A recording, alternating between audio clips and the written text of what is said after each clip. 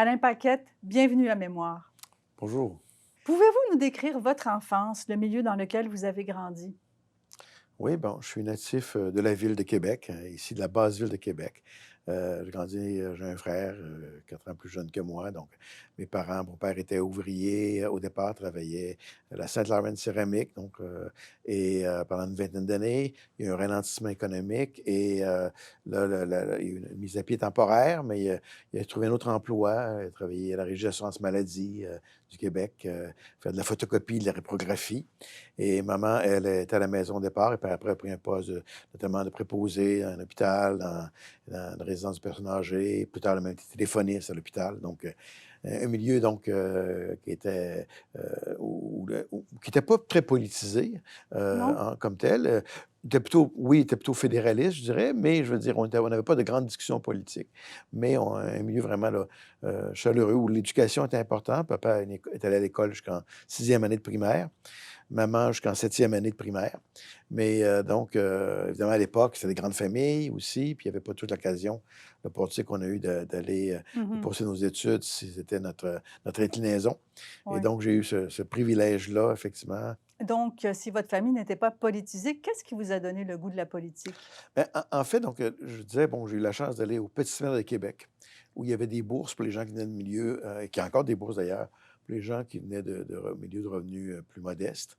Et donc là-bas, peu importe que ton père ait été ministre, qu'il était médecin, avocat, à l'époque, c'était une école de garçons au Mmh. secondaire, ça a changé depuis, tant mieux. Mais donc, on était quand même, il y avait, peu importe notre milieu, d'où on venait, donc, tout le monde était traité sur le même pied. Ça a toujours été une grande marque de l'école que j'ai fréquentée, mais toujours nous mettre au défi, nous aider à nous développer dans nos aptitudes, ce qui nous intéressait, évidemment. Oui. Et moi, je m'en allais en sciences. Et j'étais rendu au secondaire, et à ce moment-là, l'élection de 76 avait eu lieu, le Parti québécois avait été élu. On parlait un peu à la maison, sans parler énormément de politique, effectivement. On ne pensait pas que c'était la bonne solution à l'indépendance du Québec, mais sans avoir de grandes discussions. Mais dans le milieu où j'étais, on en discutait davantage. Il y avait des gens qui étaient plus pour ce qui allait être le oui, d'autres plus pour ce qui allait être le non. Et là, donc, M. Bourassa avait démissionné comme chef du Parti libéral du Québec après l'élection de 76. Et un de mes collègues, ben, son fils, Jean-François Garneau, le fils de M. Raymond Garneau, qui était ministre des Finances, se présentait à la chefferie du Parti libéral du Québec. Et Jean-François de me dire: écoute, Alain, tu me dis que tu es fédéraliste et tout ça. Il dit: bon, mon père se présente à la chefferie du Parti libéral du Québec. Ça ne tenterait pas de t'impliquer. Il va y avoir besoin de délégués, il va y avoir des débats et tout ça. Et je dis: ben, tiens, pourquoi pas? Et c'est comme ça, donc, j'ai parcouru des fois les dimanches, j'allais en autobus, on partait de Québec, aller assister à des débats et tout ça. Et donc, j'avance un peu l'histoire. Et donc, il y a eu la course à la chefferie, il y a eu le congrès qui a vu l'élection de M. Ryan Mmh. à ce moment-là. Et à 16 ans, on prend ça évidemment un peu très émotivement, c'est normal. Et donc, j'étais évidemment très déçu sur le coup que M. Ryan ait gagné la chefferie du Parti libéral comparativement à M. Garneau. Mais quelques semaines plus tard, j'avais un travail à faire, à peu près un mois plus tard. J'avais une présentation orale à faire dans un cours d'anglais. Et je dis: bon, sur quoi je vais faire ça? Là? Et finalement, je disais: je vais le faire sur l'organisation d'un congrès à la chefferie. Et là, j'étais allé à la permanence du Parti libéral du Québec, qui était sur la rue Saint-Cyril. Mmh. J'ai rencontré le permanent jeune parce que au sein du Parti libéral du Québec, ça a toujours été le cas que le tiers des votes dans les congrès est réservé pour les jeunes. Et donc, les jeunes ont quand même joué un rôle, prennent part au débat dans les conseils généraux, les congrès et tout. Alors donc, je vais à la permanence du parti. Il me donne ma documentation pour que je prépare avec français et anglais pour que je prépare ma présentation. Il dit: mais en fin de semaine, il y a une réunion de l'exécutif élargi de la commission jeunesse. Alors, tu pourrais avoir on va t'amener à Montréal, on te ramène le soir même et tu vas rencontrer M. Ryan. Je dis: ah ouais. Non, non, mais il dit: c'est fini le congrès à la chefferie. OK, bon. Alors, j'y vais. Et là, j'écoutais M. Ryan avec des oreilles différentes de celles des Ouais. mois où j'étais très engagé Auprès de monsieur Garneau. auprès de M. Garneau. Et donc, et là, j'ai écouté M. Ryan avec donc une écoute différente. Et il parlait justement de renouvellement du fédéralisme. Il parlait de la position du Québec, les défis qu'on avait à faire, le rôle des jeunes là-dedans. Et donc, ça a été un peu, ça m'a quand même ouvert à un autre horizon. Et je suis revenu même secrétaire d'un comité de la commission jeunesse, Bon, après ben, donc ma première rencontre. ils Et avaient bien donc misé là, sur vous, hein? le bras était vraiment engagé dans l'engrenage, comme on dit à ce moment-là. Et donc j'ai été impliqué, sommairement, j'ai été impliqué par la suite dans la campagne pré-référendaire. Là, vous avez eu la piqûre, donc. Là, j'ai eu la piqûre. Effectivement, je pense que l'expression est bonne. Je crois que peu importe les orientations politiques des gens, quelqu'un qui s'intéresse vraiment à la chose publique, de vouloir influencer un petit peu, au sens positif du terme, amener des idées. Donc, on a une piqûre. C'est une piqûre qu'on ne perd jamais véritablement, qui peut prendre différentes façons Oui, oui. de s'engager. Vous avez parlé de votre rencontre avec Claude Ryan et vous disiez que vous aviez une écoute différente cette fois-là. Comment vous le voyez à l'époque, puis qu'est-ce qui vous a transmis? Bien, je pense l'idée de dire, ben, bon, M. Ryan, qui est devenu plus tard un mentor et un ami, M. Ryan avait donc le côté de rigueur intellectuelle, le côté vraiment là, d'abord de la rigueur, mais aussi d'avoir des valeurs sur lesquelles on ancre Mhm, une orientation mhm. politique, une action politique.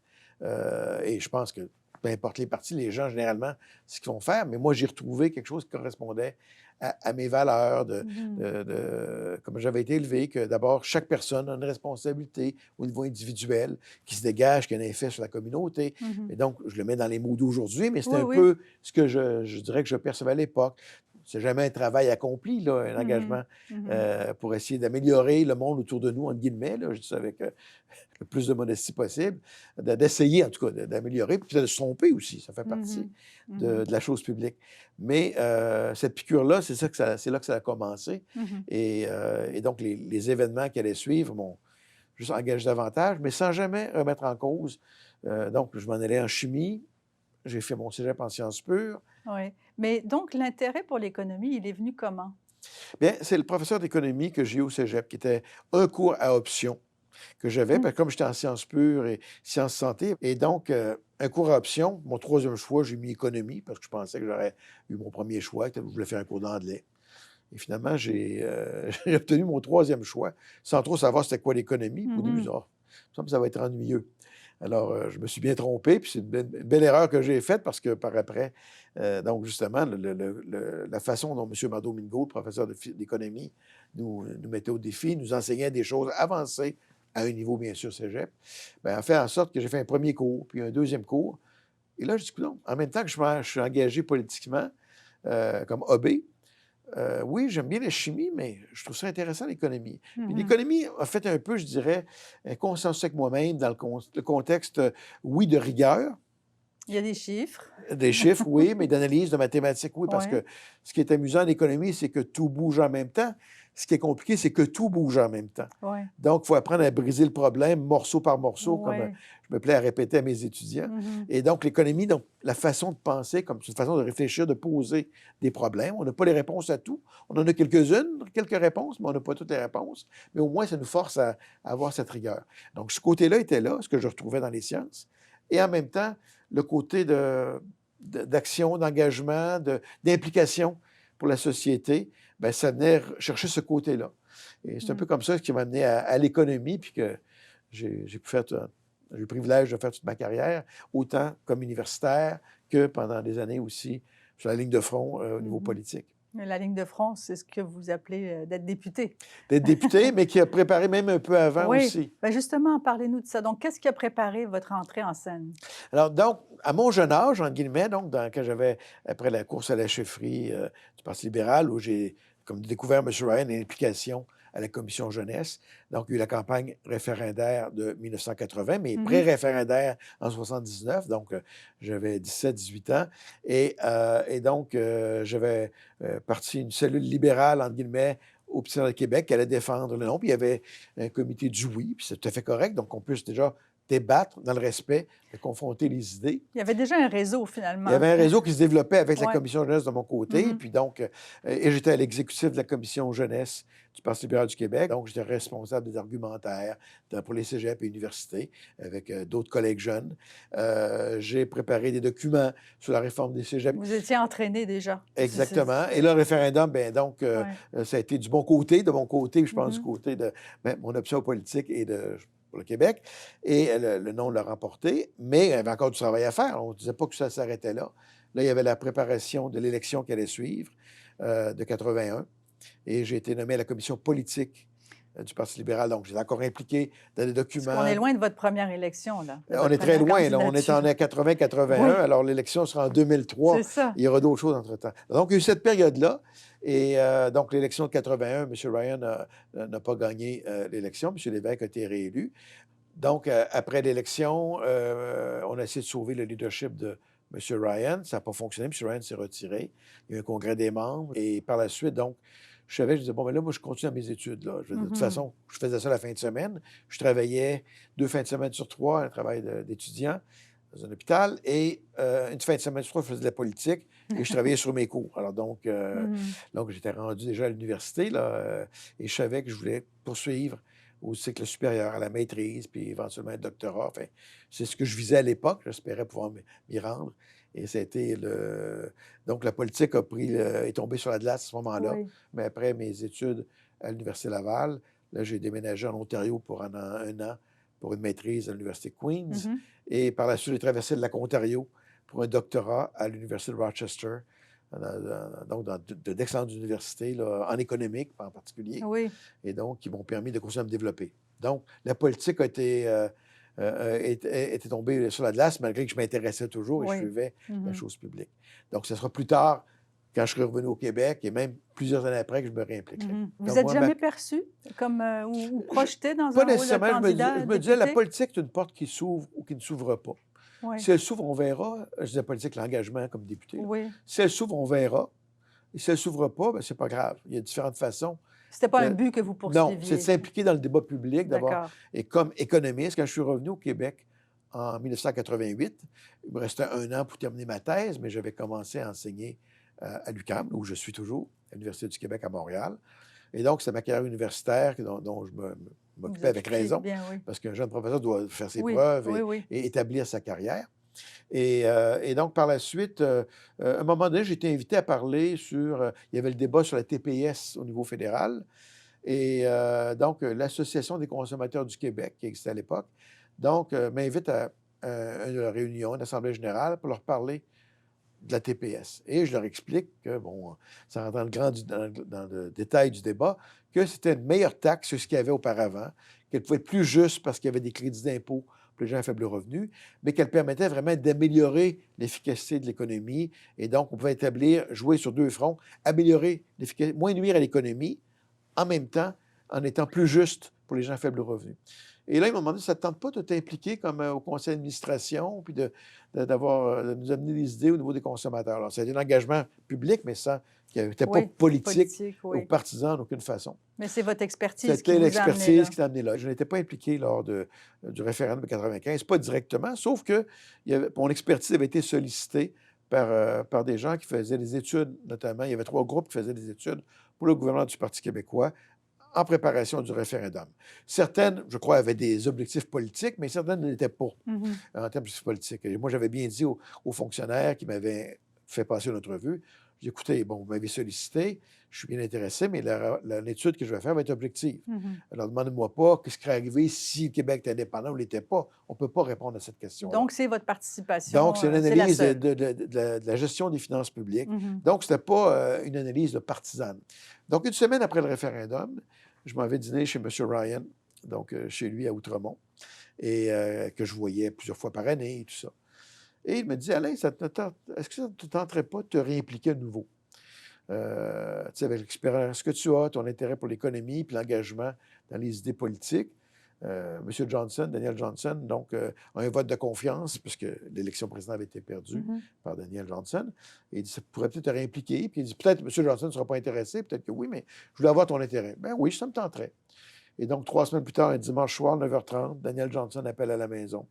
Et donc, il me demandait de m'impliquer à ce moment-là pour préparer le congrès des membres qui allait suivre l'année suivante, à la commission politique, un peu responsable, pas seul, mais quand même de prendre un certain leadership au niveau d'idées économiques Mmh. du Parti libéral du Québec, Mmh. qui allait suivre par après comme politique du parti. Donc là, vous étiez entré dans Donc, là, l'engrenage. l'engrenage, j'étais réentré à nouveau dans l'engrenage, la piqûre faisait encore son effet.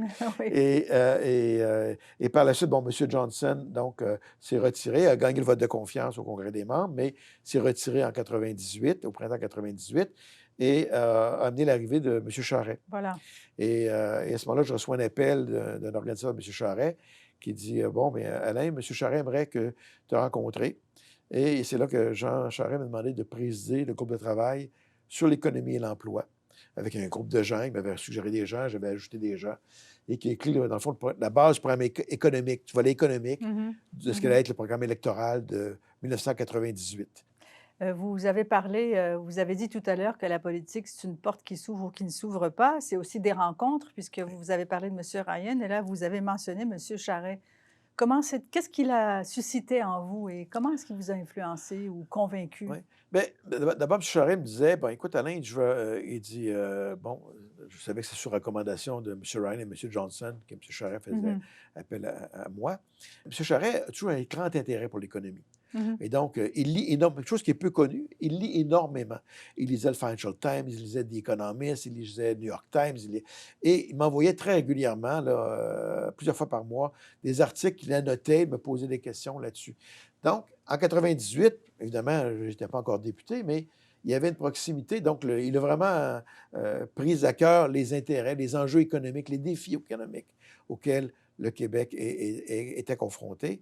Et ça a amené une proximité donc, qui fait qu'il continue à se développer, qui a permis que, j'appelle ça un privilège, dans ces années-là, avant même d'être sur la ligne de front, et par la suite, ça allait continuer quand je serais député. Donc c'est l'intérêt pour l'économie, en fait, Tout qui à vous a fait. liés. Mais l'intérêt qu'il avait, la passion qu'il avait pour le développement économique comme base d'un développement sociétal, ce développement social, a toujours été présente et a permis de développer cette proximité et de pouvoir, j'ai pu le jouer de différentes façons. Puis donc vous vous êtes présenté en 2003. Alors donc en Racontez-nous comment 2003, ça s'est comme en passé. 98, on n'avait pas gagné. Ce soir-là, j'avoue que le soir de l'élection 98, je dis, coudonc, est-ce que peut-être je devrais peut-être me présenter la prochaine fois? Mais Ah, ça passait à l'esprit ce soir-là, où M. Charest avait gagné la pluralité des votes, mais on avait une minorité de sièges. Donc, M. Bouchard avait été élu. mais quand même, il s'est rendu. Donc pour vous, C'est c'était, ça. ça Et là, je finalement voyais les idées qu'on avait mises de des fois, il faut que l'avant. ça mature, hein? C'est ça, exactement. Et surtout que ça allait engager toute la famille, hein. Évidemment aussi, Oui. mon épouse, on n'avait pas d'enfant en 92, Mmh. mais rendu en 2003, on avait une jeune fille là, Mmh. qui avait 7 ans, qui a eu 7 ans pendant la campagne électorale. Alors donc, c'est un engagement de famille dans ce Oui. contexte-là. Déjà, mais disons que ça germait. Donc, en 98, les fins de semaine, pas toutes les fins de semaine, mais il y avait une fois ou deux fois par mois, il y avait des rencontres, des réunions sur la commission politique pour développer davantage les idées. Puis en 98, après l'élection, donc, je suis resté actif à la commission politique, à continuer à développer les idées, développer davantage d'idées, développer le cadre financier, Oui. montrer qu'on allait proposer de mettre de l'argent en santé, en éducation, de geler un peu plus globalement le reste, de mettre certaines baisses d'impôts parce que le Québec était plus imposé qu'ailleurs. Ce qui fait qu'en 2002, bien là, la décision était prise que j'allais me présenter. Ce n'était pas encore annoncé publiquement. Mais qui vous a Mais convaincu? ben, des discussions avec M. Charest, des discussions Mmh. avec mon épouse, avec des amis qui étaient engagés en politique OK. aussi. Et donc, ça allait amener donc, une candidature dans Laval-des-Rapides Mmh. en 2003. Aussi, pendant l'été 2002, bien, on avait fini de préparer le cadre financier. On avait rendu public, finalement, c'est presque 6 mois avant l'élection, la structure du programme, la structure du cadre financier, qui fait que, dans le fond, le slogan qui est devenu «Nous sommes prêts», qui ne vient pas de moi, je n'ai pas contribué à trouver le slogan, mais Il était j'avais pu justifié. Il travailler était à justifié. préparer justement des Mmh. éléments qui allaient permettre de défendre une vision et une Mmh. perception de ce qu'on pouvait faire pour faire avancer le Québec. Donc ça, c'est du côté du parti, du côté de votre organisation, mais du côté public, vous étiez peut-être moins connu que monsieur Serge Ménard, qui était le député jusqu'alors, dans cette circonscription et qui avait quand même Qui avait, une bonne qui avait une appréciation. très bonne Oui, appréciation. exactement, à C'est son quelqu'un de égard. très respectable. Et, et Vous aviez un donc, défi, c'était de vous faire c'était un défi. connaître. Et j'avais un peu choisi le comté de Laval-des-Rapides, c'est-à-dire avec discussion avec les organisateurs, M. Pourquoi? Charest. Mais je voulais un comté qui soit gagnable, il y a des châteaux forts parfois qui peuvent changer, mais surtout à l'époque, il y a des périodes des comtés qui seraient Parti québécois automatiquement, ou presque, ou libéral Mhm, mhm. automatiquement.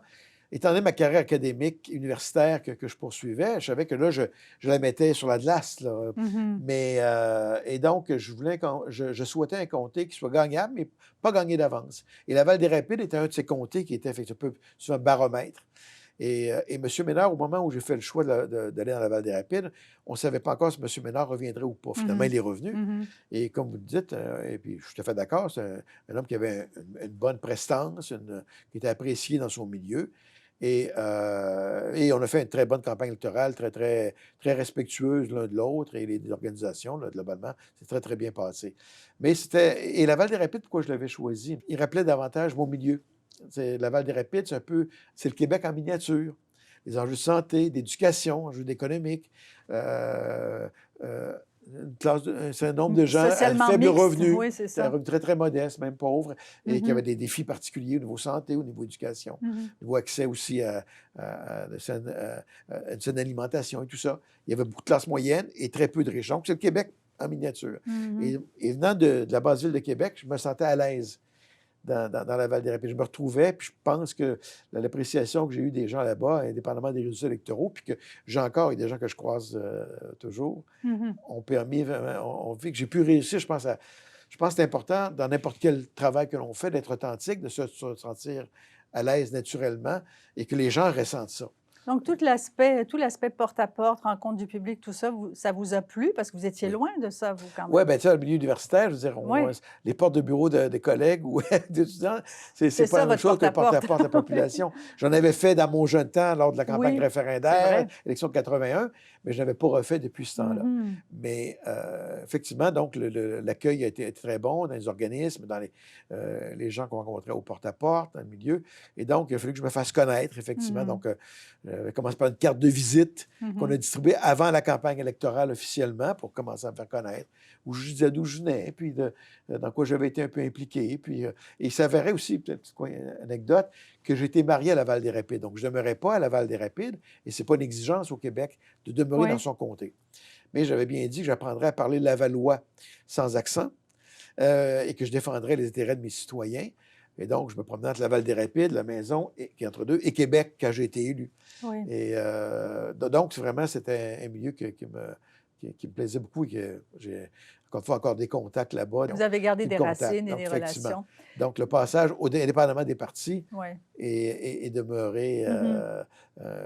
Il y a des éléments indélébiles où est-ce que, qui ont une valeur inestimable de relations humaines, de richesse humaine. Et là, donc, vous avez gagné votre élection. Le gouvernement est majoritaire. Absolument.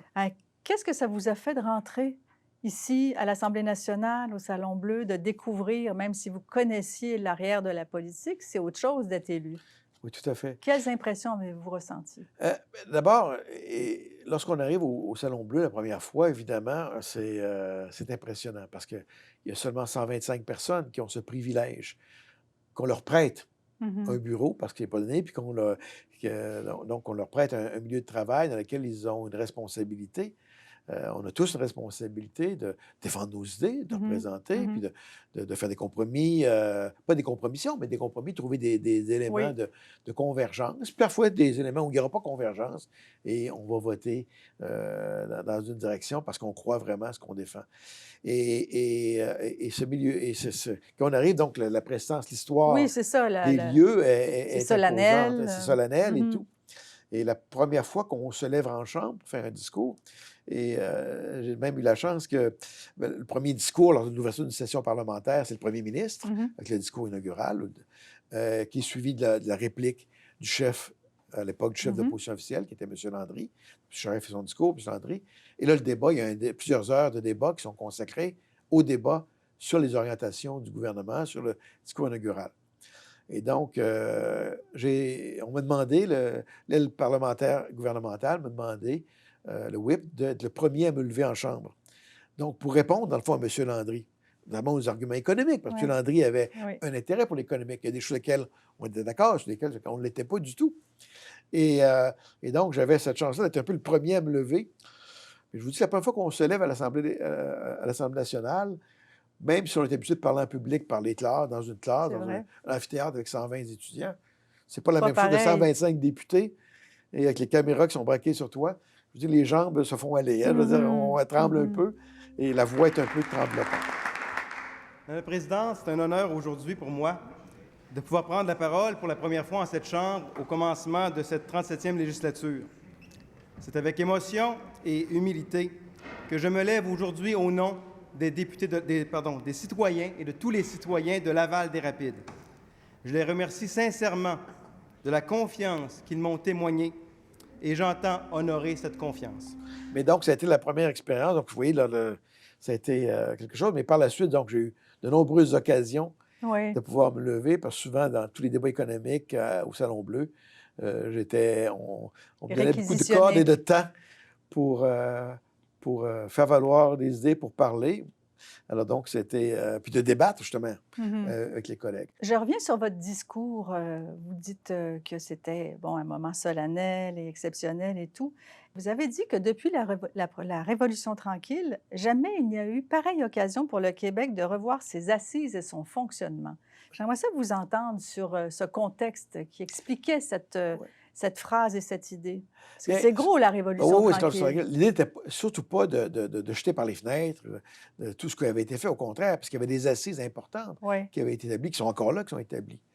Mais parfois, à un moment donné, comme toute révolution, il y a des choses auxquelles on prend un peu pour acquises par la suite et qu'on risque de... Et heureusement, c'est une révolution tranquille et pacifique, et je pense qu'on peut en être très fiers de cela au Québec. Et il y a beaucoup d'endroits dans le monde, ça n'a pas été comme ça.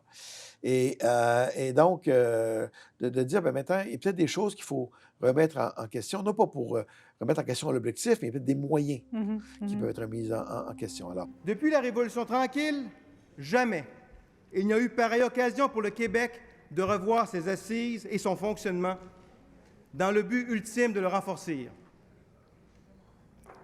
Nous avons entre les mains une occasion inqualifiable de revoir le rôle de notre État. L'idée d'avoir plus de justice sociale, ce n'est pas à remettre en question. L'idée de mettre de l'avant notre culture, de remettre la culture partagée, notre langue, ce n'est pas à remettre en question. Mais au niveau économique, il y a un retard qu'il y avait et qu'il y a encore, parce que ça s'est amélioré, là, ça se retarde un peu encore, puis c'est vrai pour le Canada, c'est vrai pour l'Europe, il y a un retard vis-à-vis de notre potentiel.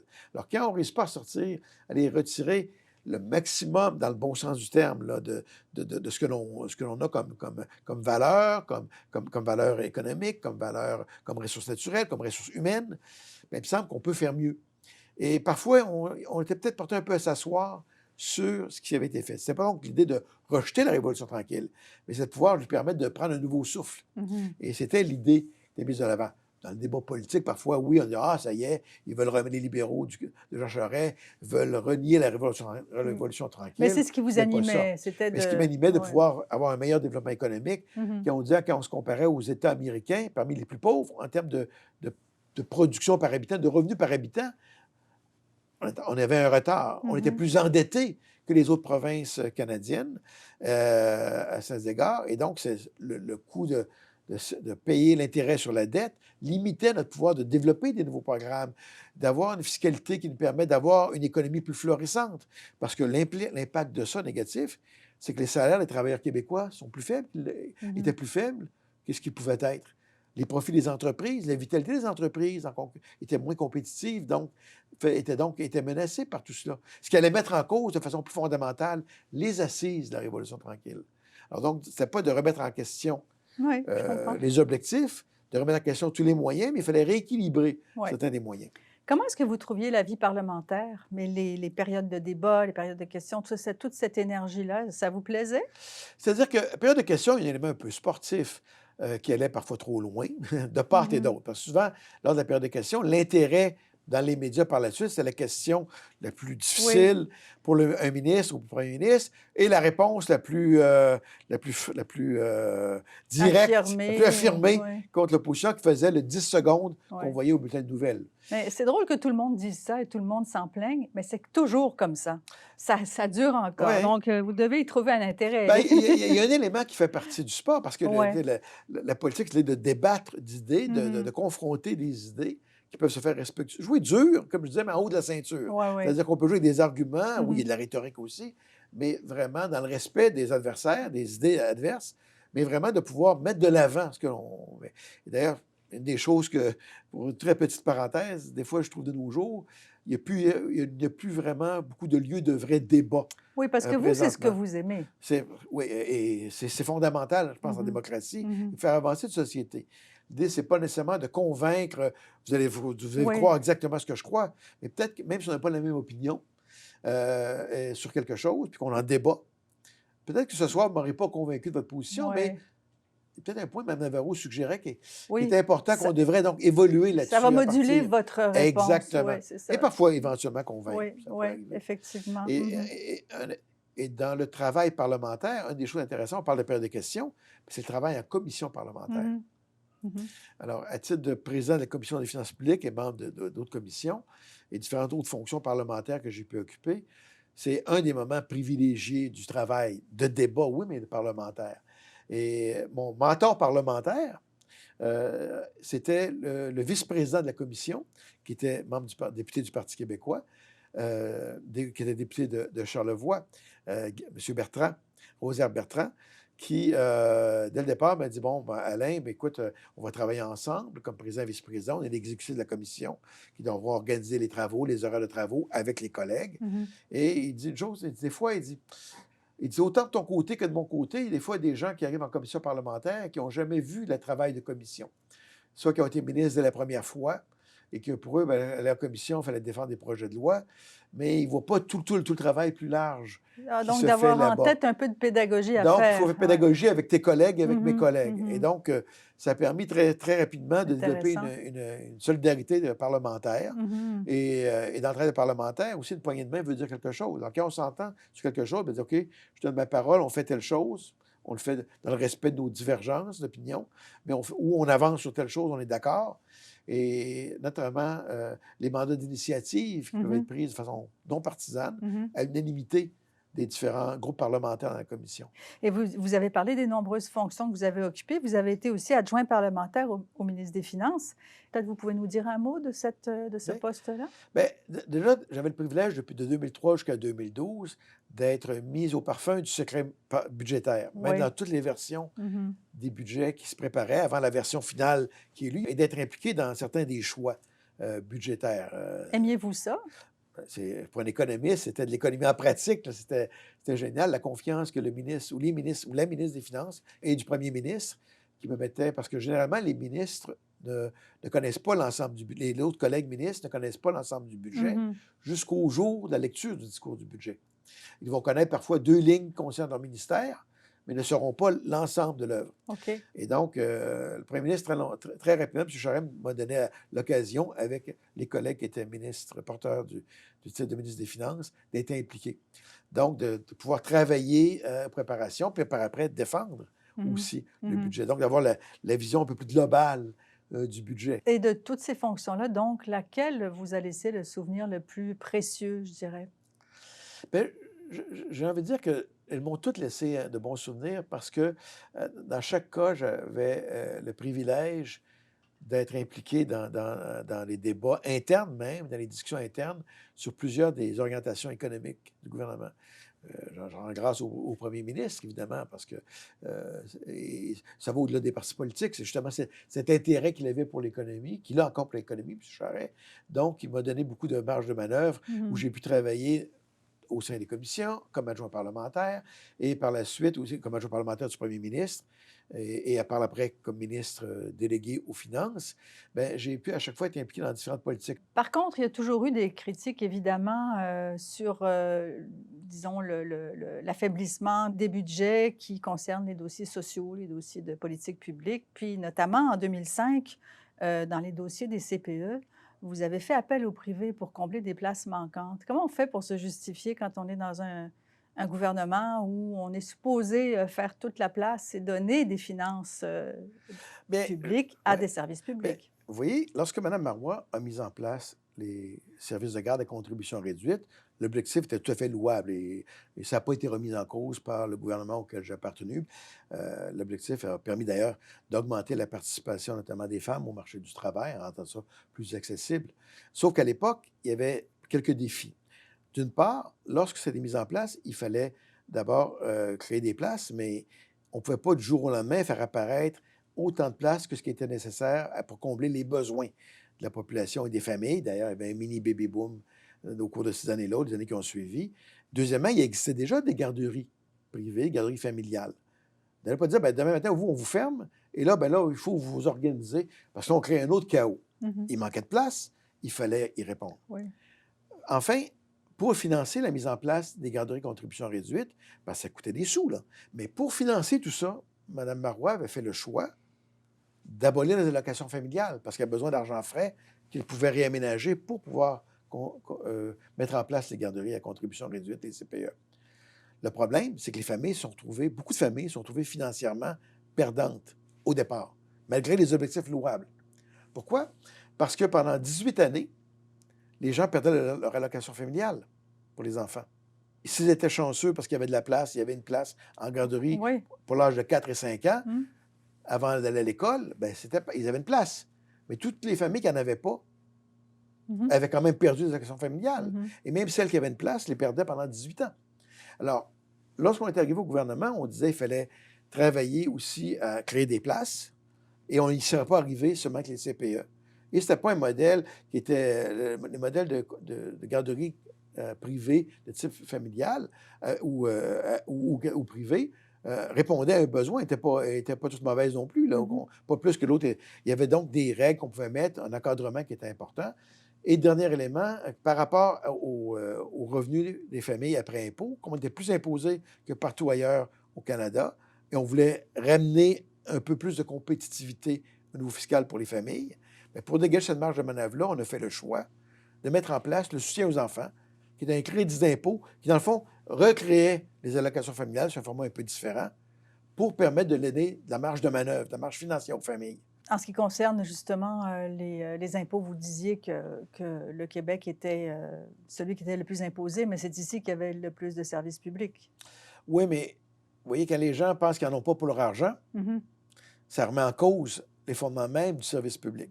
Ouais. Alors, et le fait que, oui, ajusté pour les services publics que l'on avait, les impôts que l'on paye étaient et qu'on payait étaient beaucoup trop élevés, Mhm. qui faisaient en sorte que les entreprises étaient moins compétitives. L'économie ne performait pas autant. Quand on compare le Québec aux 50 États Ouais. américains et aux 10 provinces canadiennes, on se retrouvait dans la queue du classement.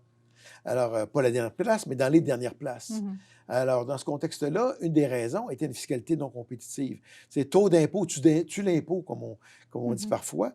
Et donc, il fallait changer le cadre fiscal de façon intelligible, intelligente et juste pour permettre justement de donner une marge de manœuvre, de laisser aux familles respirer davantage au niveau fiscal. Mhm. Là, vous allez nous expliquer quelque chose. En mars 2006, il va y avoir dépôt du budget. Les circonstances vont être particulières puisque, ça, le grand public ne le sait pas toujours, l'opération se fait sous surveillance policière.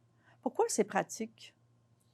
Ben, c'est toujours comme cela là, au Mais moment des pourquoi? budgets. C'est la question du secret budgétaire. Oui. Et parce qu'au moment où le budget va être lu, il y a des implications, peut-être pour les marchés financiers. Si quelqu'un sait que, par exemple, que tel impôt va augmenter ou tel impôt va diminuer, ou que telle dépense, donc ça va amener les gens à faire des choix qui vont essayer de profiter Avant, avant même, ouais. alors Mhm, que mhm. de manière à avoir un terrain de jeu qui soit le même pour tout le monde en termes économiques, là, je veux dire, et politique, il faut éviter d'avoir justement des fuites qui font en sorte que les gens donc, pourraient profiter indûment d'une mesure qui n'est pas encore en place, mais ils savent que la mesure s'en vient. Mhm. Alors, c'est pour ça que tout se fait à C'est partir... impressionnant quand même, cette image-là Tout à d'avoir les fait. policiers D'avoir les autour d'un policiers, budget. d'avoir au budget, d'avoir Ouais. les copies du budget demeurent Oui.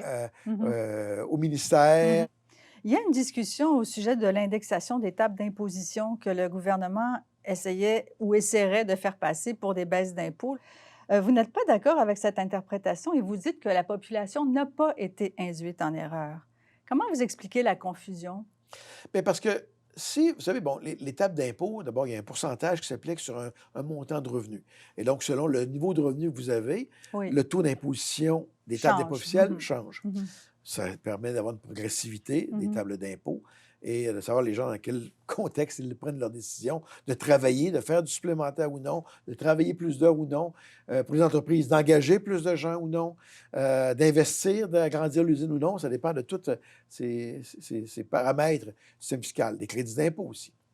Or, il y a eu des périodes où les gouvernements n'indexaient pas les tables d'impôt. Je vous en ai deux, de deux gouvernements différents, deux partis différents. Dans les années 70, M. Raymond Garneau, qui était ministre des Finances, se levait à l'Assemblée nationale. M. le Président, je paraphrase, Oui. disait « Je suis heureux de vous annoncer ce soir que je n'augmente pas les impôts. » Mais il n'indexait pas les tables d'impôt. Ce qui fait que lorsque, par exemple, l'inflation faisait que votre salaire était indexé, votre niveau de revenu augmentait. Oui. Ça poussait un individu, une personne, dans des taux d'imposition plus élevés. Mhm.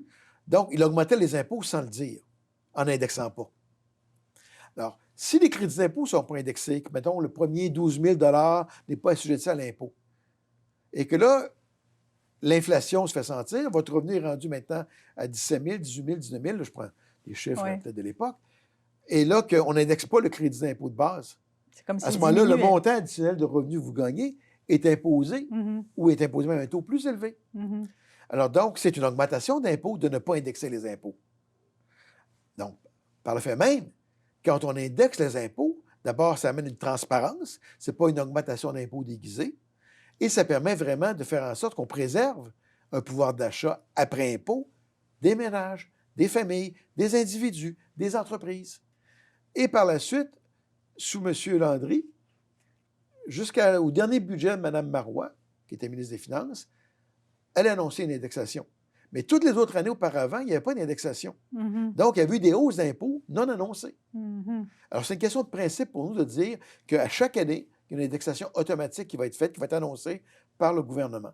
Et depuis, ça a été respecté. Le gouvernement de M. Charest, on le fait, Mme Marois le fait, et le gouvernement de M. Couillard le fait, et le gouvernement de M. Legault le fait aussi. Donc, quand vous êtes arrivé à la fin donc, de ce mandat, vous aviez très envie de continuer en 2007, puisque vous vous présentez. J'imagine que vous avez pris goût aussi à ce que vous faisiez, au fait de contribuer. Mais quels étaient les enjeux les plus significatifs pour votre circonscription en 2007? Je vous en donne deux rapidement qui viennent à l'esprit. Il y avait un enjeu où il y avait une église qui n'était plus utilisée comme lieu de culte et il y avait un besoin de place pour les personnes qui ont des ennuis de santé, pour avoir une résidence pour une personne à mobilité réduite moyenne.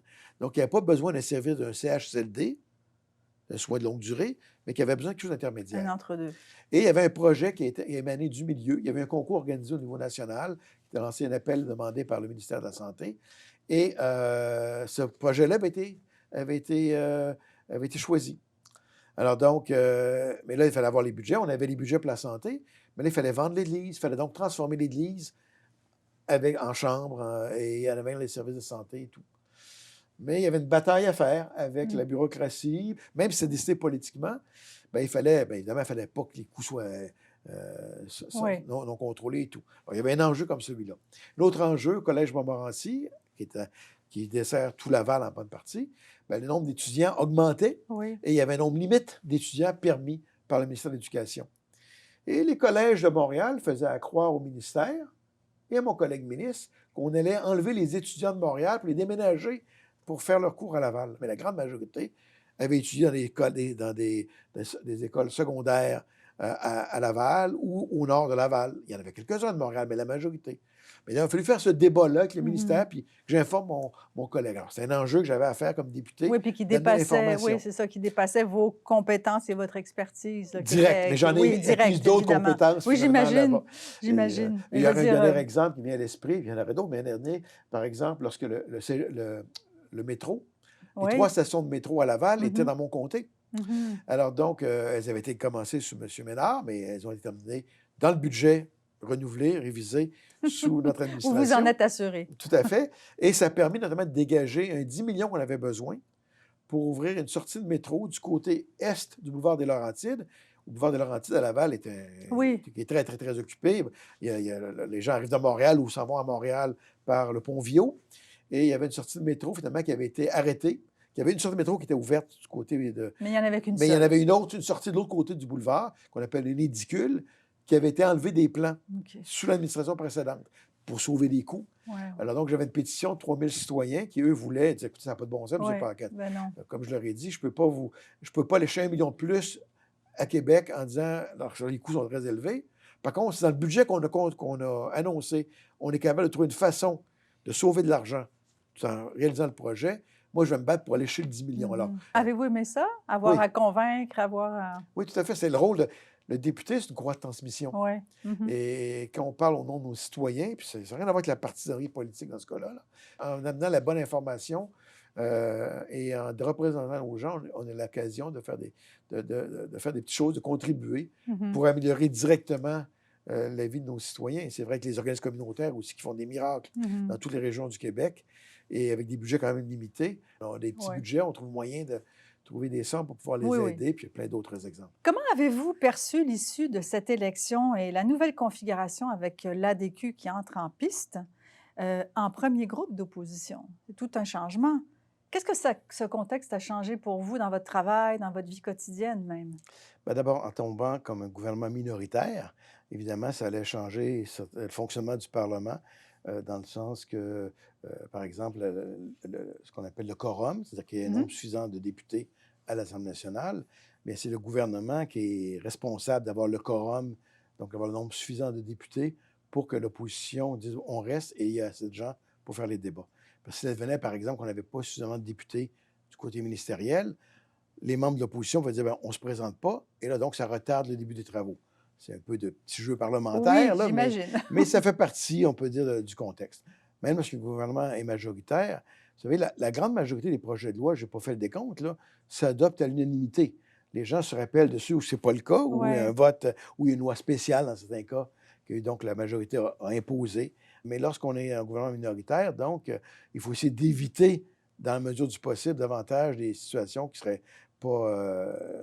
seraient pas pratiques en termes de faire avancer un projet de loi. Il faut arriver donc vraiment à être capable de convaincre, d'avoir un climat qui permette de faire progresser les choses.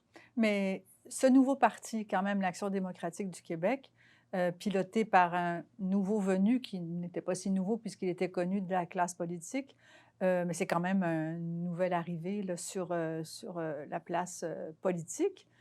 Comment c'était perçu? Qu'est-ce que ça vous a dit, vous, sur l'évolution de la politique? Parce que ça changeait quelque chose, quand même. D'une part, c'est que M. Dumont, effectivement, donc, qui avait la parole facile aussi, comme beaucoup de gens en politique, mais aussi le sens de la clip, comme on dit. Il faut réussir, en une phrase courte, à passer un message avec lequel on pouvait être en accord ou non. Souvent, on était en désaccord, mais donc, quand vous même... parlez de communication. En termes de communication, ça ça change quelque chose. Déjà, et le fait aussi que beaucoup de ces nouveaux élus dans l'opposition n'avaient pas eu une longue carrière ou expérience politique nécessairement. Lorsqu'un nouveau gouvernement arrive, bien, un nombre de gens, au moins, qui ont un peu plus d'expérience. Donc, ça aussi, ça change la donne, parce qu'il faut amener que tout le monde comprenne que dans les règles du jeu parlementaire, puis c'est pas péjoratif quand je dis jeu, mais les règles d'affrontement, de débat, de discussion, de convergence pour améliorer des projets de loi, des amendements, etc., il faut d'abord apprendre comment ça fonctionne. En 2007, pour ce deuxième mandat, vous demeurez président de la Commission des finances publiques jusqu'en novembre 2008, puis vous allez y retourner en 2009. Comment est-ce que vous avez accueilli cette fonction? Est-ce que vous auriez eu le goût de faire autre chose? Non, parce que je veux dire, j'ai beaucoup aimé la fonction de président de commission. Quand j'avais été nommé la première fois en 2003, et déjà à ce moment-là, une des premières choses que j'ai faites, c'est de lire le règlement, voir qu'est-ce que ça me permettait de faire comme commission parlementaire. Et, parce que je voulais être utile, bien sûr. Et puis, et j'ai vite découvert que justement, une commission parlementaire, c'est un lieu privilégié pour faire avancer des choses, même des choses non partisanes, parfois des orientations que l'on croit vraiment et où il y aura des affrontements démocratiques, des bons débats sur des choses. Et c'est un milieu qui est un creuset particulier au sein du Parlement et qui permet davantage de faire avancer, des fois, certains sujets, Plus de thématiques. collaboration. Plus de collaboration. Les États-Unis vivent une crise financière. À ce moment-là, il faut envisager les conséquences que ça aurait sur le Québec. Et vous disiez, tout comme vos collègues et M. Charest, M. Bachand, que des moyens avaient été pris justement pour se prémunir contre ces mauvaises conséquences. Comment est-ce que vous viviez, justement, vous avez parlé de votre circonscription, mais les difficultés au gouvernement dans votre circonscription? Bien, D'une part, comme bon, la crise financière, effectivement, ils l'ont appelée la Grande Récession, même aux États-Unis, elle était moins forte au Québec qu'ailleurs au Canada. Elle était moins forte que des récessions qu'il y a eu comme au début des années 80. La conjoncture était plus difficile, mais oui, des moyens avaient été pris, des moyens qui avaient été pris pour, qui étaient importants, on pensait, pour la tendance de long terme de l'économie québécoise, mais qui sont avérés aussi être judicieux pour faire face à un choc là, temporaire, transitoire, mais qui a quand même un impact profond comme celui-là. On parle notamment de certaines des mesures fiscales qui avaient été mises de l'avant, la crédibilité financière du gouvernement du gouvernement du Québec, qui avait été rétablie notamment avec la mise sur pied du Fonds des générations. Alors, donc, tout ça, là, plus c'est une baisse d'impôts et c'est une dépense qui avait été choisie. Et c'est un programme comme, par exemple, pour permettre aider des gens qui seraient temporairement mis à pied, pourraient conserver leur emploi, être formés et continuer à développer leur formation à l'intérieur de l'entreprise plutôt qu'à être mis à pied, tomber sur l'assurance emploi. Donc, ces mesures-là ont permis de lisser l'impact de la crise. Tempérer un peu. Maintenant, au niveau des citoyens, bien, donc les gens qui perdaient leur emploi, donc certains avaient recours aux banques alimentaires, notamment dans mon comté, etc. On voyait qu'il y avait plus de gens qui étaient là. Donc ça, c'est quelque chose qui vient nous chercher. On le constate, effectivement. Et c'est pas la cause, peu importe le gouvernement au pouvoir, c'est des choses qui arrivent. Et là, il faut avoir porter l'attention, qu'est-ce qu'on peut faire pour aider, comment les mesures qu'on a mis de l'avant ou qu'on veut continuer à développer peuvent être peut-être mieux aiguillonnées pour répondre à un besoin s'il y a lieu. Ça, c'est des perspectives qui sont franchement intéressantes, qui font partie du travail qu'a un député à faire, de porter la voix de ses concitoyens et ses concitoyennes là, au sein du gouvernement, à l'intérieur de l'administration et au niveau politique aussi et à l'Assemblée.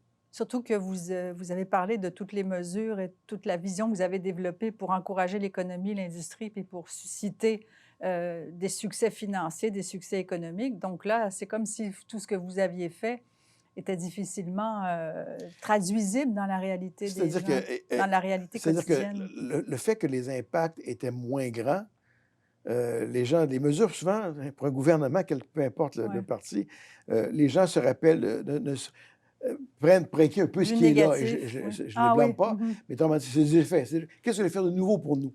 Lors d'une élection, ce n'est pas ce que vous avez fait qui compte, c'est ce que vous ferez. C'est important d'avoir ce dialogue franc avec la population. Parce que des fois, la population, évidemment, elle ne veut pas se faire compter de mensonges, et elle a raison, à 100 Mais des fois, elle ne veut pas entendre toute la vérité non plus. Ce n'est pas une contradiction, c'est un paradoxe, c'est humain. Justement, vous êtes à Laval, il va y avoir un projet de loi sur le zonage qui va être controversé. Et je me demandais comment s'est déroulé cet épisode et d'autres aussi, j'imagine. Est-ce que les problèmes du maire Vaillancourt ont eu des retombées sur votre travail, sur votre mandat? D'une part, là, on travaillait avec l'administration municipale en place et on faisait valoir la position du gouvernement du Québec. À l'époque, il y avait 5 comtés à Laval et c'était 5 comtés qui étaient de la même famille politique. C'était 5 comtés qui avaient voté libéral en 2003 ainsi qu'en 2007 et en 2008 d'ailleurs aussi.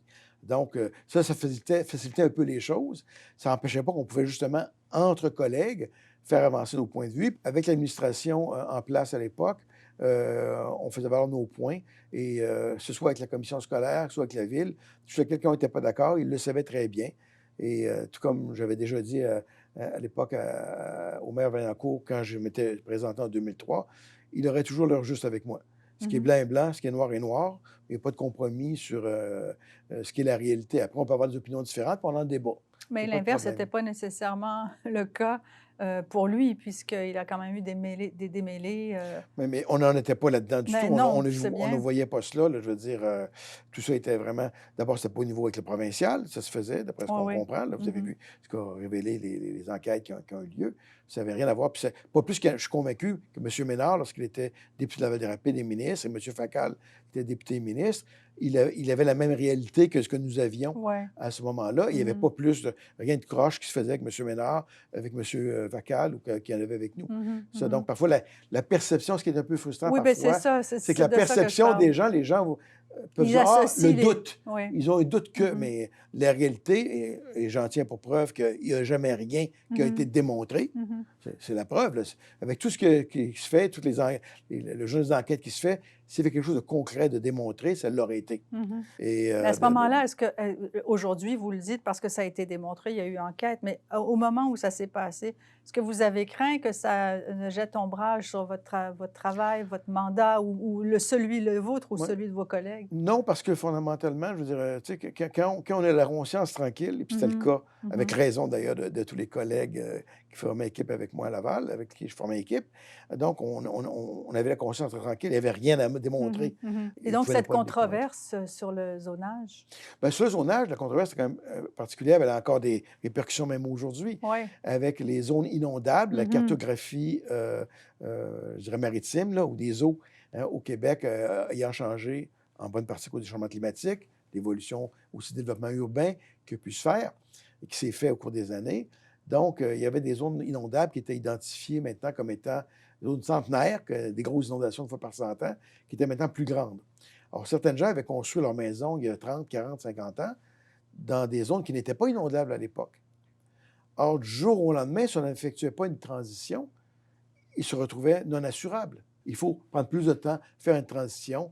Dans l'avenir, oui, mais les gens qui sont déjà là, il faut être capable de pouvoir les accompagner dans un tel contexte. Donc, le débat, on le fait, je pense qu'on a le représenter nos citoyens auprès du ministère, avec l'administration, avec le gouvernement, en disant quelle est la meilleure façon de pouvoir transiter vers des changements éventuels. Mais pourquoi c'était controversé alors? Parce que des gens risquaient de perdre la valeur de leur maison du jour au lendemain. Mm. Alors donc, c'est même pas au niveau du gouvernement, de la municipalité comme telle, c'est vraiment les citoyens eux-mêmes qui se sentaient littéralement Pris au voyant leur piège. épargne toute une vie mise en péril. Oui. Ça doit être des décisions C'est difficiles, des hein? décisions Mais des difficiles, moments effectivement. difficiles. Mm. Alors, ben, c'est là qu'il faut avoir l'écoute.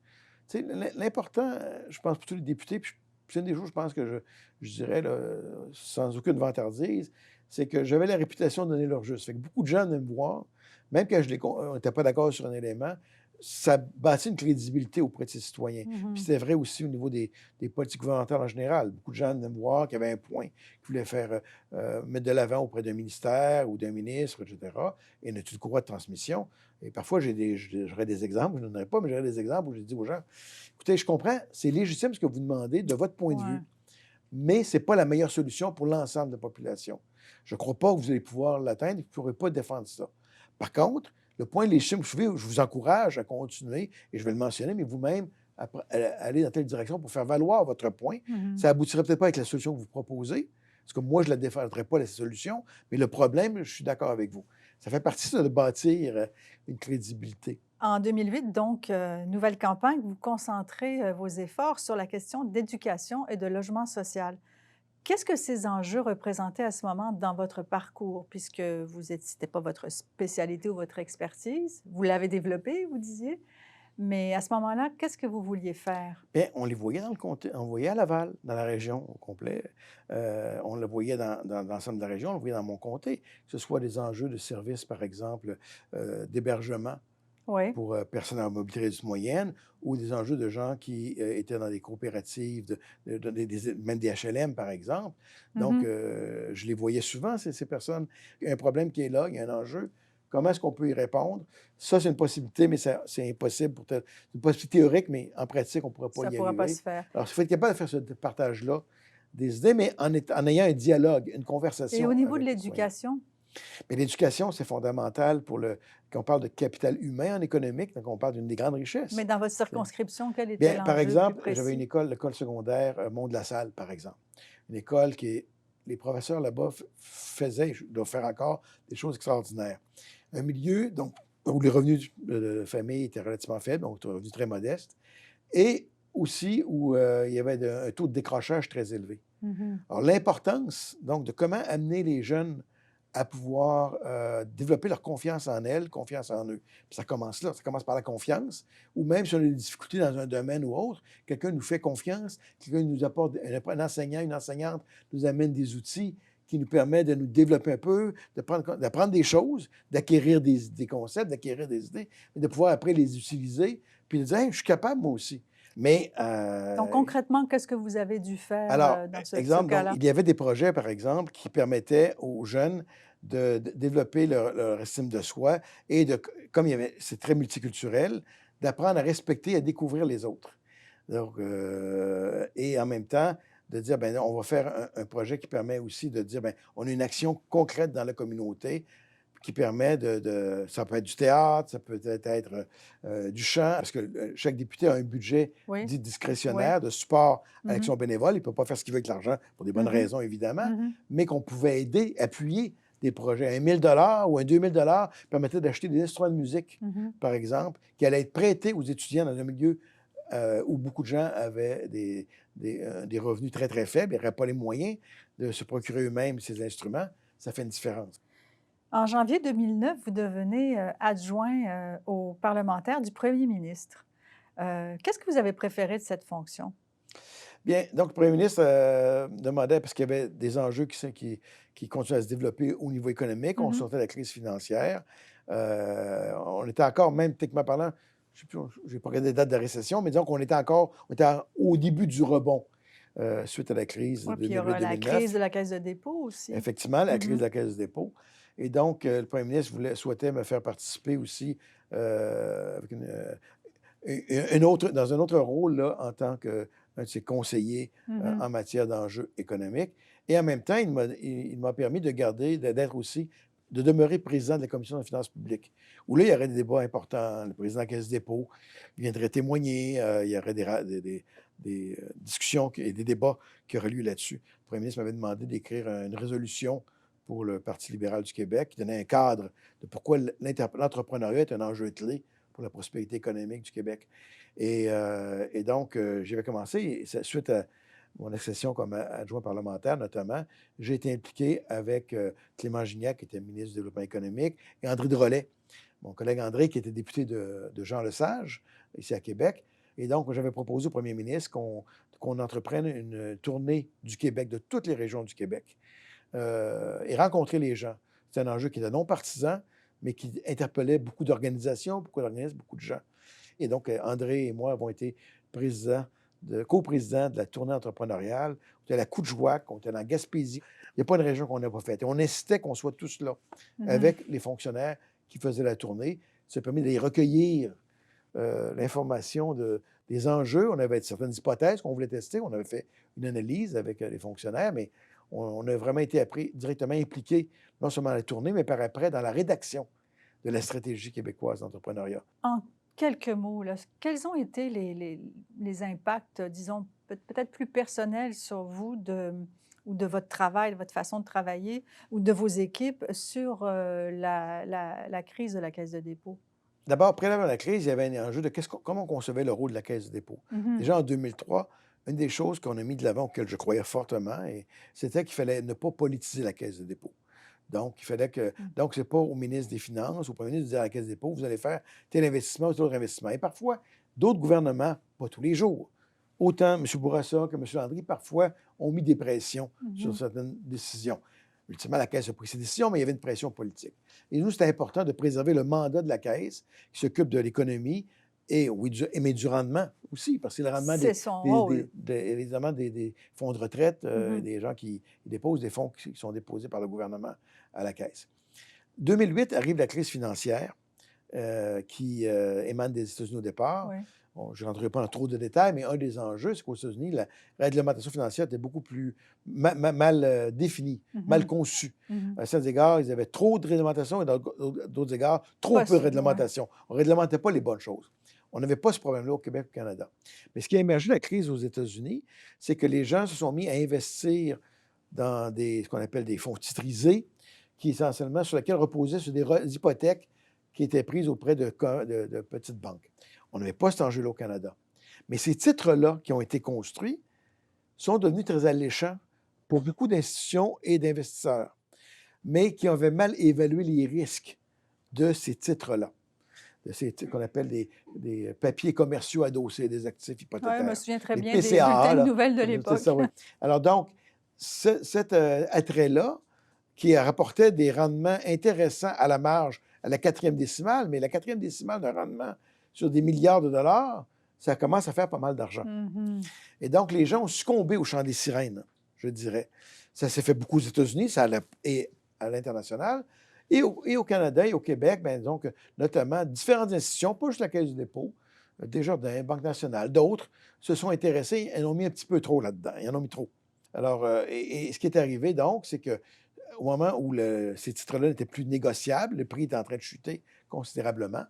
Bien, donc, la C'est Caisse des du dépôt pertes. a perdu 40 milliards, mais il y a 10 Ouais. milliards, il y a seulement le quart, il y a 10 milliards qui est dû au PCA. Mhm. 30 milliards, c'est le marché financier général. Alors, Oui. parfois, dans le débat, les gens disent, ah, la Caisse a perdu 40 milliards à cause de mauvais placements.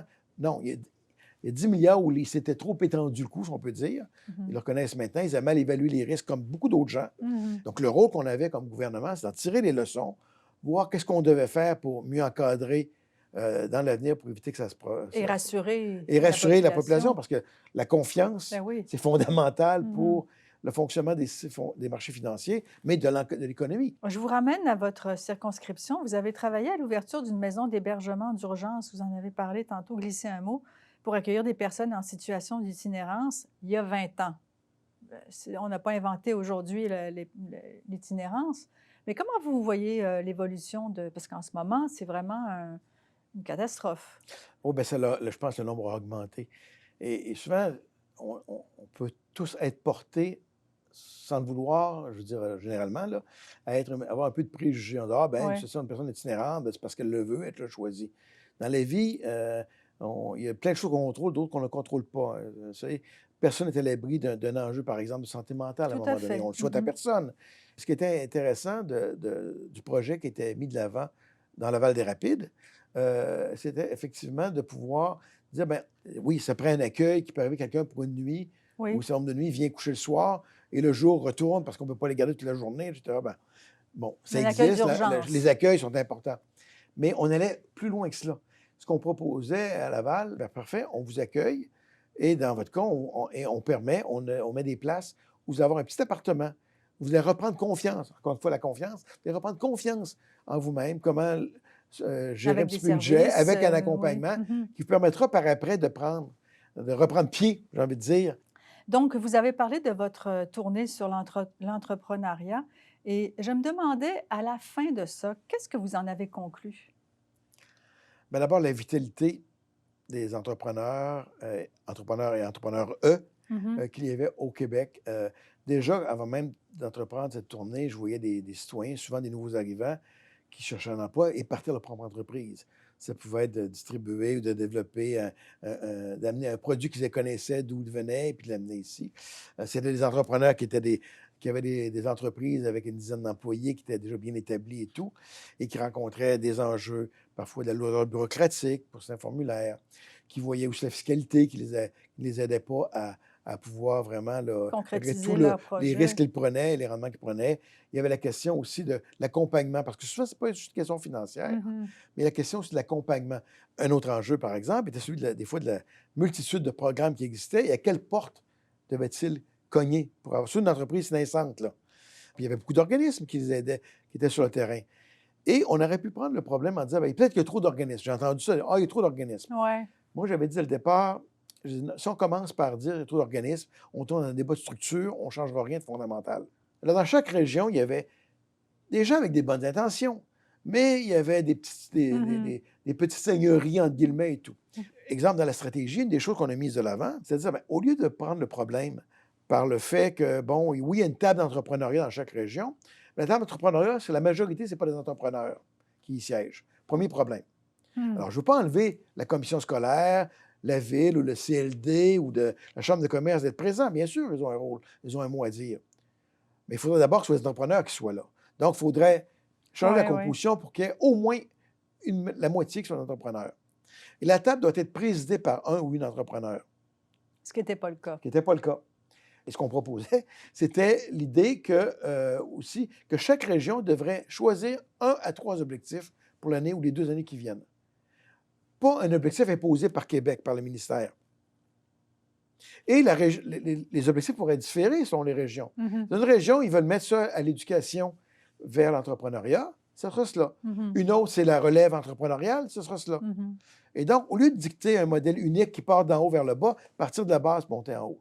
Avec, bien sûr, un appui et des échanges qui se font avec le ministère, qui est vraiment un peu un genre de portefeuille d'outils pour les entrepreneurs. Pas dire, ben là, pour rentrer dans tel programme, vous décochez telle case. Et là, finalement, on perd notre temps là-dedans qui tue le temps des entrepreneurs et qui tue leur initiative aussi. Et vous serez nommé donc ministre délégué aux Finances en 2011. J'imagine que ça change quelque chose d'être ministre. Du côté du travail de député, ben, il demeure là quand même, ça ne change rien, mais il y a des horaires à concilier un peu.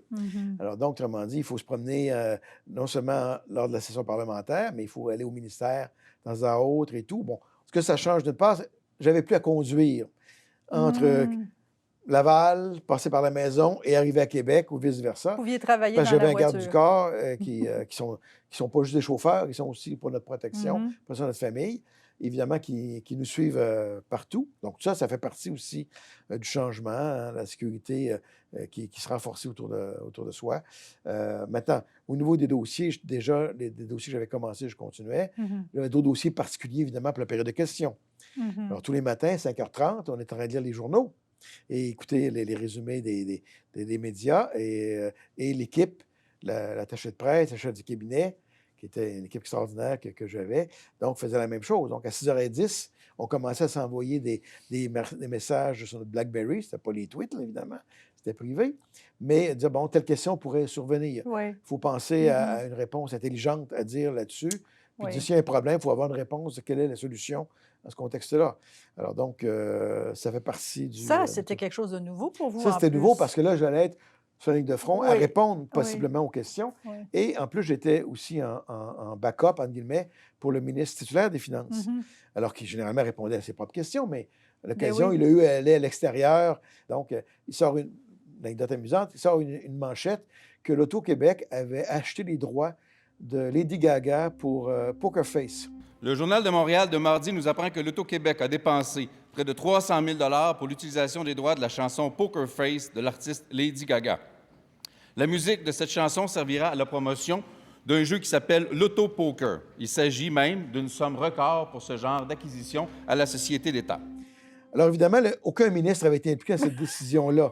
Mais vous pouvez imaginer que ce matin-là, à 5h30, je dis « Oh non! » Et effectivement, donc j'ai eu à parler de Poker Face en période de questions en disant qu'évidemment que l'idée n'était pas de se mettre à la place d'Auto-Québec. Il explique, écoutez, ce n'est pas une décision ministérielle. L'Auto-Québec a fait un choix, mais pourquoi vous n'avez pas choisi une chanson québécoise? J'ai rien choisi de cela, mais ça fait partie du débat. Une petite anecdote comme celle-là. Mais c'est une expérience parce qu'il faut... Vous savez, en période de questions, les ministres donc, reçoivent la question. On essaie d'anticiper les questions, on ne les connaît pas d'avance. Mais on peut anticiper le thématique d'après les nouvelles du matin à 5h30. Là, on a notre cahier de briefage qu'on étudie depuis pas juste le matin là, mais parce qu'on peut avoir des questions sur une multitude de sujets. Et aussi, des collègues vous envoient des petits mots le jour. Pense à telle chose, pense à telle chose. Donc, il faut que tu digères tout ça en écoutant ce que le membre de l'opposition t'adresse comme question pour être capable de débrouiller. Alors, il faut que tu sois vite sur tes patins, comme on dit. Non pas pour faire du passage artistique, mais pour être capable de compter un point ou au moins de faire une bonne défense. Mais vous aurez quand même quelques défis, notamment celui des attentes des retraités du secteur public qui vont devoir... comment ça s'est passé? Est-ce que vous pouvez nous raconter cet enjeu-là? Oui, c'est un bel enjeu parce que les retraités du secteur public qui avaient pris leur retraite avant une certaine date n'avaient pas eu aucune indexation de leur régime de retraite. Par la suite, il y a eu un rétablissement d'une partie d'indexation pour des retraités qui l'ont pris plus tard. Or, les retraités du secteur public qui avaient pris pendant la période où il n'y avait pas d'indexation, vous comprenez que ça a un effet sur le niveau de vie, sur le pouvoir d'achat de ces retraités. Or, j'avais été en discussion avec eux avant même d'être élu en 2003, parce que c'est une préoccupation que vous avez depuis plusieurs années. Donc, ils avaient créé un lien. Il y avait un lien qui avait été créé et on leur avait donné leur juste. Comme je leur disais, et j'avais toujours fait ça, comme je l'ai fait par après dans le débat, ne demandez pas à un gouvernement, ne me demandez pas de dire, maintenant, on va couper les retraites de gens qui ont déjà leur retraite ou qui plus récemment pour vous donner une indexation. Ce serait invivable et ce serait une mauvaise idée. Ce ne serait pas juste non plus. Mais là où vous avez raison, puis c'est là où j'en ai raison, c'était que lorsqu'il y avait eu des années, les rendements étaient très bons à la Caisse de dépôt. Et les surplus actuariels qui ont été générés pendant ces années-là au lieu d'échoir aux retraités qui avaient économisé par leur fonds de retraite, ils ont été utilisés pour donner des congés de contribution au régime de retraite. Alors, eux ont été indexés plus tard, ont eu des congés de contribution, alors que ceux qui avaient épargné, oui. eux, n'avaient pas d'indexation. Alors, c'est là-dessus que vous avez une raison. Mhm. Et là, évidemment, dans le débat, comme ça arrive toujours, il y a des gens qui prennent position, les syndicats, honnêtement, n'étaient pas très intéressés à compenser des gens qui n'étaient plus membres des syndicats, qui étaient retraités déjà. Je simplifie, mais il n'y avait pas beaucoup d'empathie de ce côté-là. Et au niveau de l'appareil gouvernemental, au Conseil du Trésor, ben, on disait, ben, écoutez, là, non, mais ils n'avaient pas prévu l'indexation, ils n'en ont pas, on ne change pas les règles maintenant, etc. Alors, ça a amené justement la Commission des finances publiques, sont partisanes, même à mettre un peu de pression, à mettre de la pression, autant sur ma collègue ministre à l'époque et que le collectif d'opposition officielle, pour qu'on entende les retraités du secteur public qui n'avaient pas été prévus dans une des auditions qui étaient prévues à cet égard-là. Et donc, de prendre un mandat d'initiative qui a permis de les entendre et de formuler un rapport dans lequel même on expliquait une solution qui n'était pas injuste.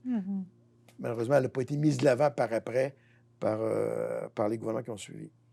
On approche du printemps 2012 et vous allez vous prononcer dans le cadre de vos fonctions sur l'augmentation des frais de scolarité. Vous dites que les étudiants doivent faire leur part, ce qu'ont dit plusieurs d'ailleurs, que plus tard, ils vont gagner de toute façon de bons salaires. Après le recul que vous avez sur cette période-là, est-ce que vous considérez que votre déclaration a galvanisé un peu ou mis de l'huile sur le feu ou ça les a convaincus de retourner en classe? Je ne pense pas que ça l'a galvanisé davantage.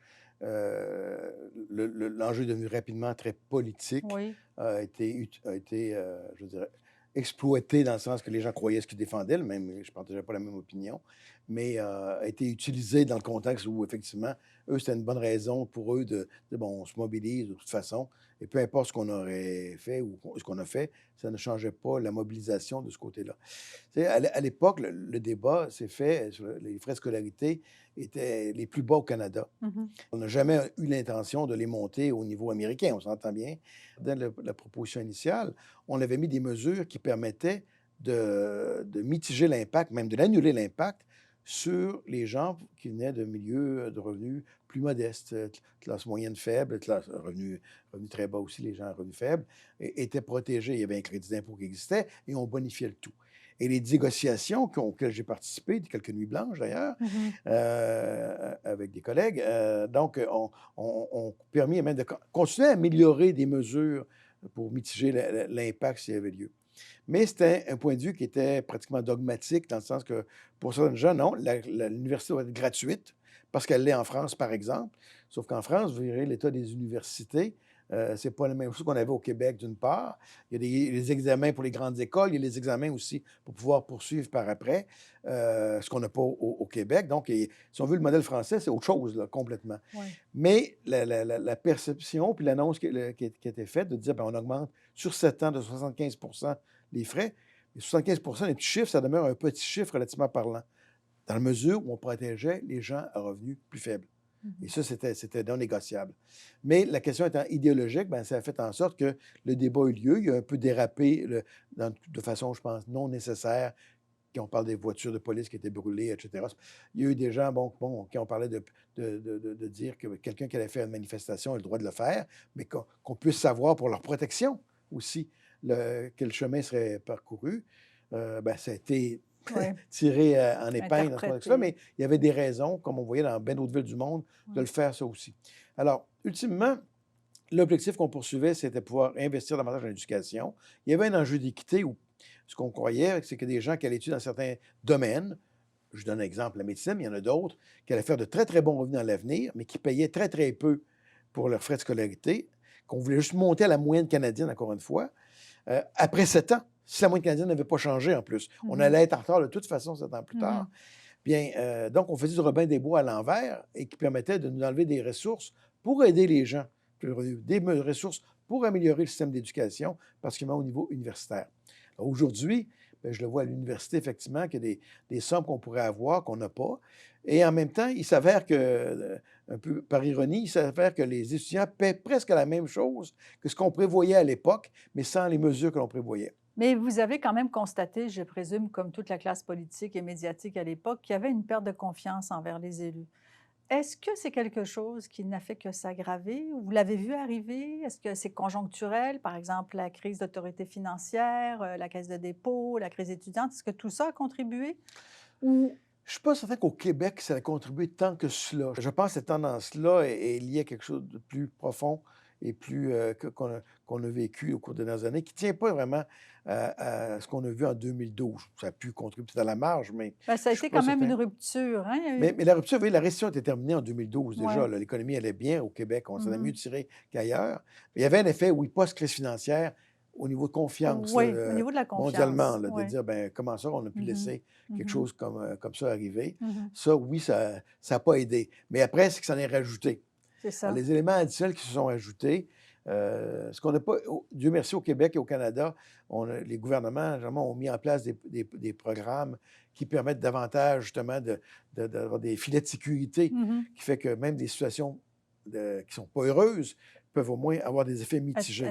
Alors que dans certains autres pays, notamment aux États-Unis, on n'a pas autant de tels programmes Ouais. et pas besoin d'être socialiste pour avoir des programmes qui ont de l'allure. Là. Je veux dire, on peut avoir des programmes qui ont de l'allure dans un régime, justement, où est-ce que on permet aux gens d'avoir une Mhm. liberté économique, liberté académique, liberté de faire avancer des choses, mais en même temps, de donner des occasions d'avoir une égalité des chances Mhm. le plus possible.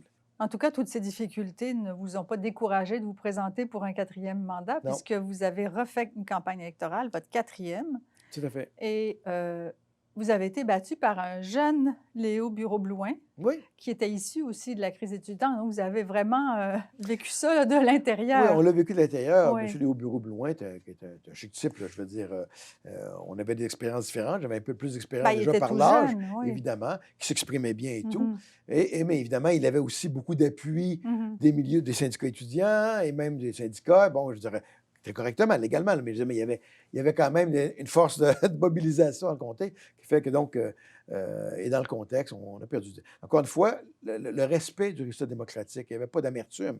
On est Ouais. déçu quand on ne gagne pas une élection. On est déçu un peu pour soi, mais pour Pour toute l'équipe. l'équipe, les gens. Est-ce qui que, sont est-ce que vous aviez prévu cette défaite? Je croyais que. Je savais que ce serait difficile de gagner Ou l'élection anticipé? comme gouvernement, Mhm. mais honnêtement, je pensais que j'aurais passé, Mhm. pas qu'une très grosse majorité, mais j'aurais pu Ouais. m'en tirer. Puis même si on ne travaille pas pour ça comme député, on dit, ben oui, mais le travail qu'on a fait dans le comté, il ne disparaît pas au moment de À une l'élection élection, déclenchée. ouais. Mais, encore une fois, puis ce n'est pas un reproche à la population, mais et on ne travaille pas pour des raisons électoralistes.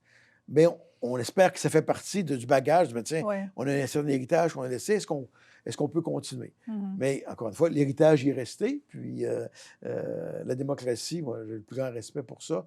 Puis c'est important justement que les gens demeurent éveillés, intéressés. Ouais. Parce que quand on ne s'occupe pas de la politique s'occupe de nous, comme dit un des adages. Là. Est-ce que Et- la transition avec la suite de votre parcours, donc vous êtes retourné à l'enseignement, est-ce que ça s'est fait facilement ou vous avez trouvé ça difficile? Ça a été relativement facile, dans le sens suivant.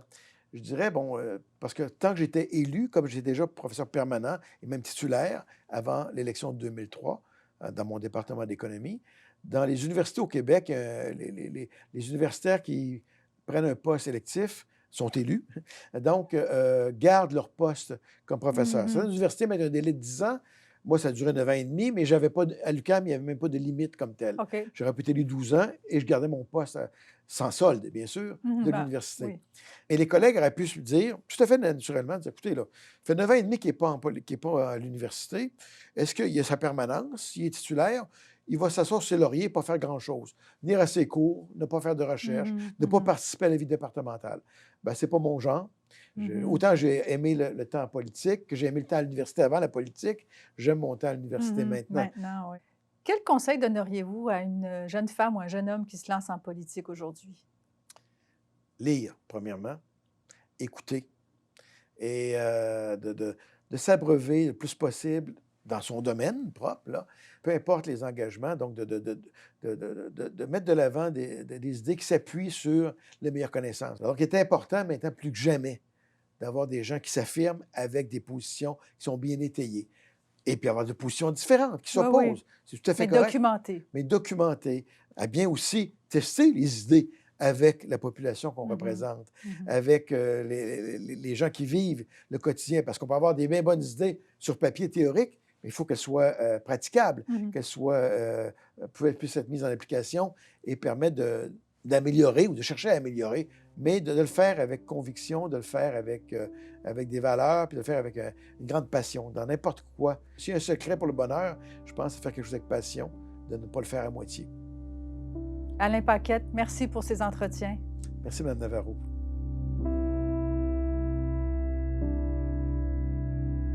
Quel effet ça vous fait de revenir ici sur les lieux de l'Assemblée nationale après tant d'années?